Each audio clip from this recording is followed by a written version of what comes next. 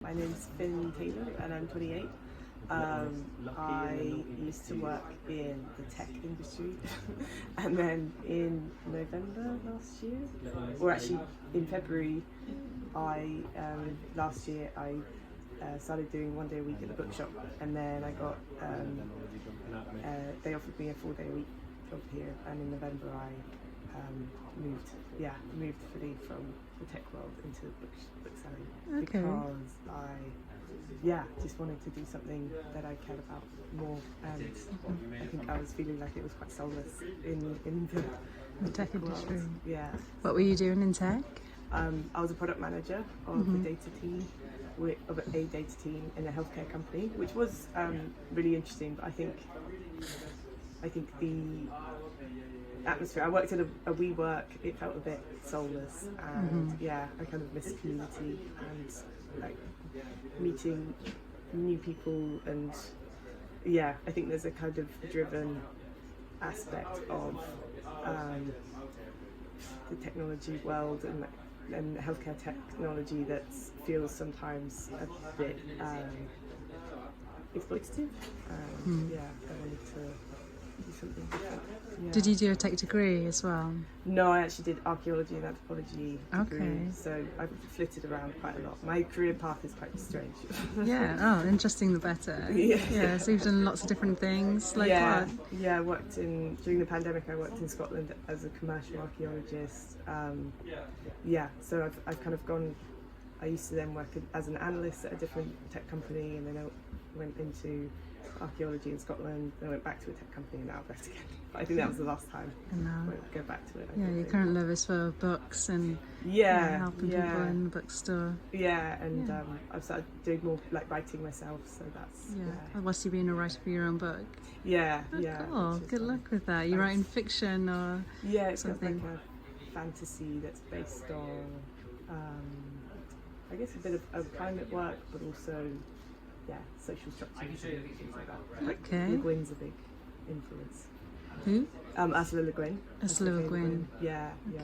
Dispossessed and things. But it's been great to work here because there's loads of resources that I can just find a new book and get some inspiration.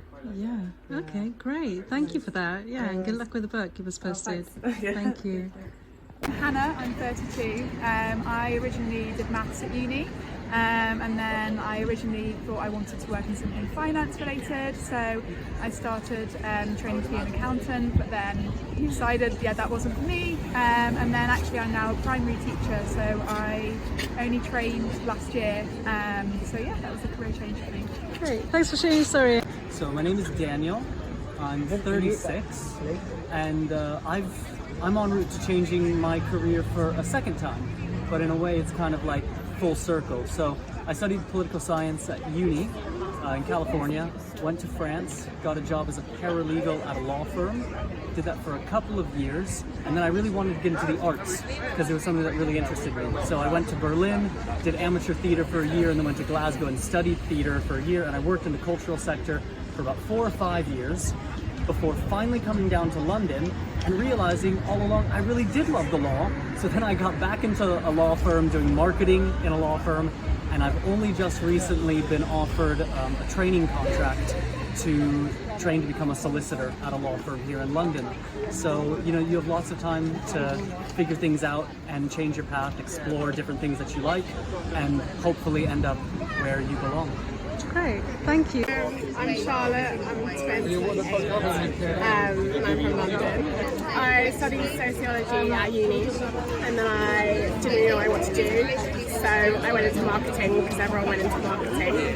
And then I worked with this tech social media company that was very culty and sales driven, and when people got a sale they would ring a bell and high five in a circle, and it was weird. I didn't know any better, and then after 2.5 years I was like, what am I doing here? This means nothing. All they care about is money. I loved music when I was at school, and I used to sing and perform.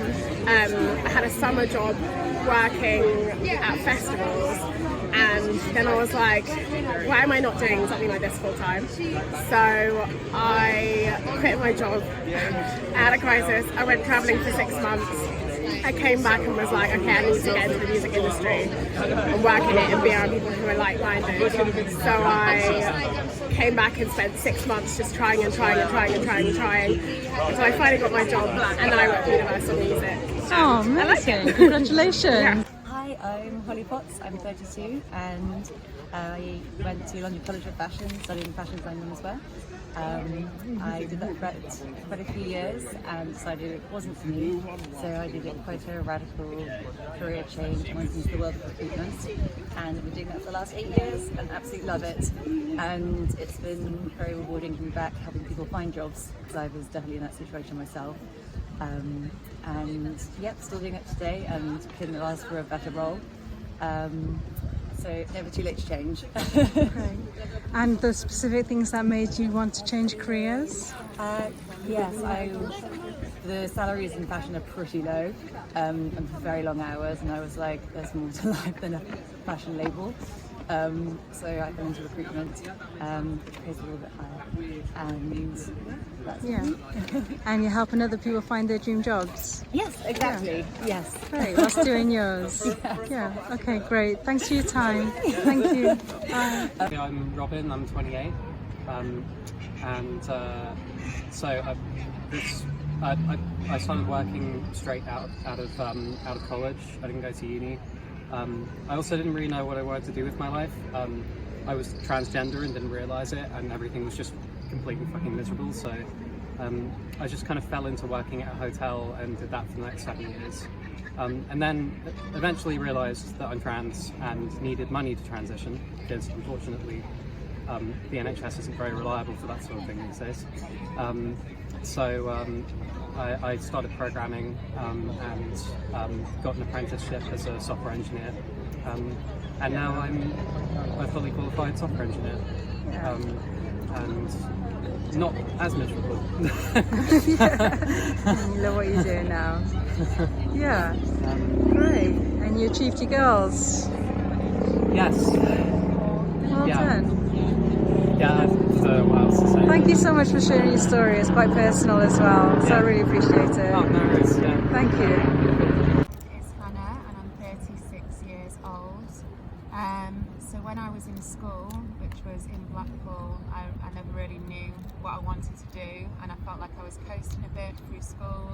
I chose my subjects due to what I thought I liked at the time, and I remember I did start college, and then my college teacher said to me, because I wasn't showing much interest, why are you here? And I said, well, I don't want to be here, I want to make money. So he said, you're in the wrong place. So I left college, I think at the age of 17, and then went on to work in sales, which obviously got me a nice salary for a long time, and I was used to getting money, which I very much enjoyed at that age.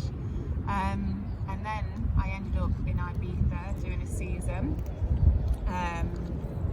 I went there with £50. I didn't think it'd last there long, but I ended up spending a good 3 or 4 months out there and working out there. It was actually a keyring seller, selling keyrings, photos of the clubs, which I ended up meeting a lot of people that lived in London, and I guess that's what introduced me to London, which decided that I was going to move there.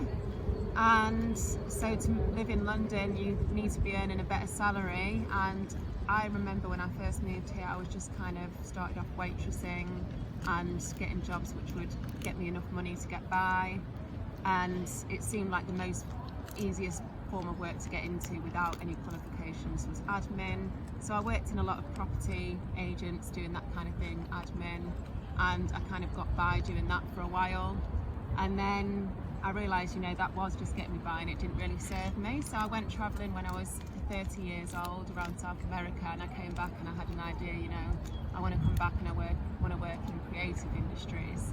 And so I joined a load of agencies, and they pretty much told me that you wouldn't be able to work in creative industries because it's not within your, remit of what you've worked and experienced. But I kept pushing through, and then I did end up getting a job at Selfridges in fashion, in project management in fashion, which are two things that I didn't really have qualifications in. So it was design and build of the store, and I was only due to be there for about 2 weeks, but I ended up being there for like a good 8 months. So then that kind of set me up to work in fashion and creative industries. But I soon realised that it was a case of, you know, the grass is greener, and it wasn't. It sounds very nice working in fashion, but I realised after a while it wasn't really for me. So then I ended up down a graphic design route, which was still creative, but for different type of companies, which now I'm working in advertising. And I'd say this is the first role that I've had, and I've been here 2 years now. I got it just out of lockdown that I actually do, and I really, really enjoy. So I think, you know, if you don't know what you want to do when you're younger, it's not a problem, because no one really knows what they want to do at such a young age. So just follow your passion, and, you know, with dedication you can go for it.